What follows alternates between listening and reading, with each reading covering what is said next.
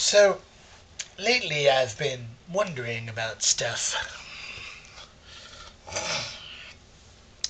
Last night was a ridiculously stupid night. Um,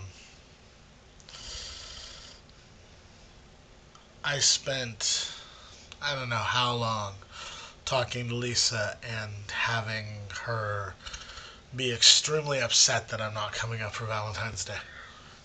That I don't even care about traveling up there. Anyone who. I'm taking off my glasses now, I'm Superman. Anyone who reads my blog or notices my blog or anything would realize that my trip to Portland was horrible. It was really, really bad. I haven't gone into all the details, but it's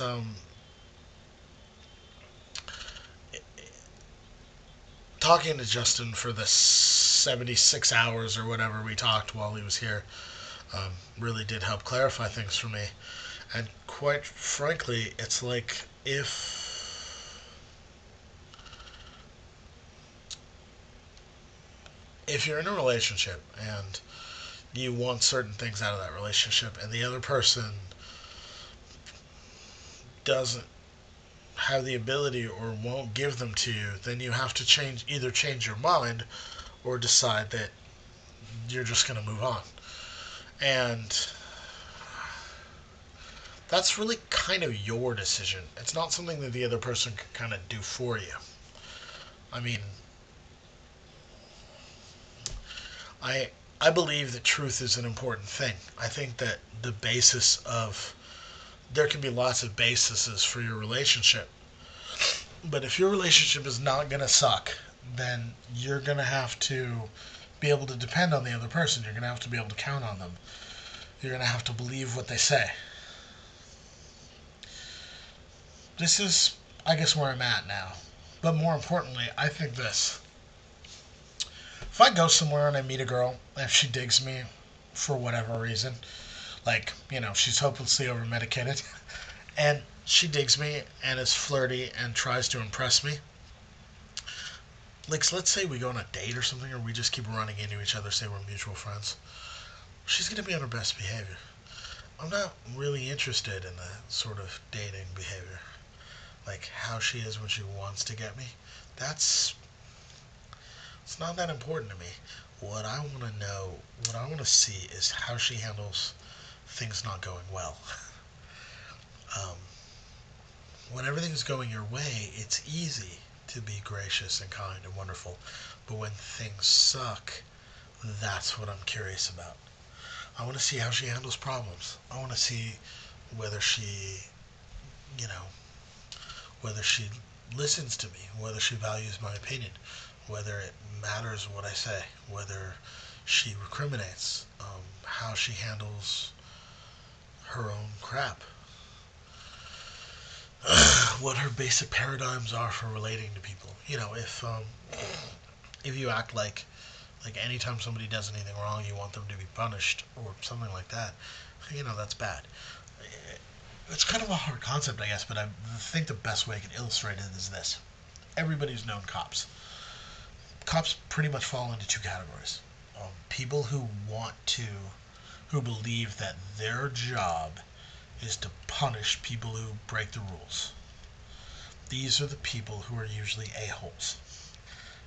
They write you tickets for the littlest thing. They just, people don't like them. Then there's the other kind of cops who view themselves as people who are helping, like their job is to protect and serve. Um, if you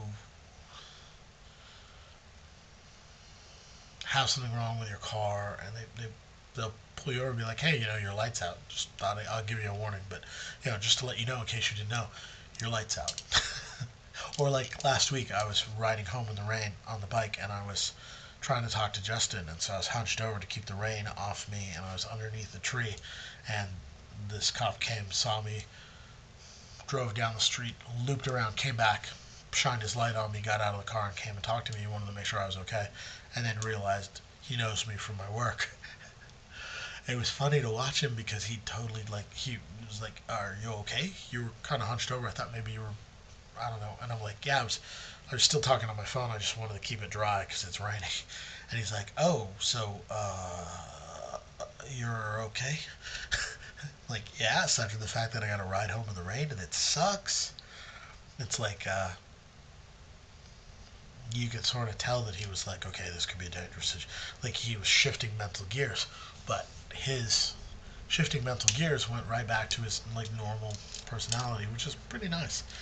There's a great big guy who's a cop in our jurisdiction, and when he drives up, he just looks like a total prick every time. So he drives up and he gets out of the car and he usually walks over to me and goes, "What's happening?" A lot of times he'll start the sentence with, "What did this dumbass do?" "Who is this idiot?" "You know, I could just shoot him." That was my favorite. He walks up to me and this guy's yelling at somebody at the store and he's doing this thing with his hands and he looks at me and he says, "You know, I could just shoot him." I said, "Could you?" And he goes, "No, I wish." There was another time where there was some dude who peed behind the storage containers and I said to the cop, I think he was back there doing something. The cop walks over there, comes back, says, "Yeah, someone was urinating back there. It looks fairly fresh. I'd say about 10 minutes." I just stopped and I looked at him and said, "It really bothers me that you know that."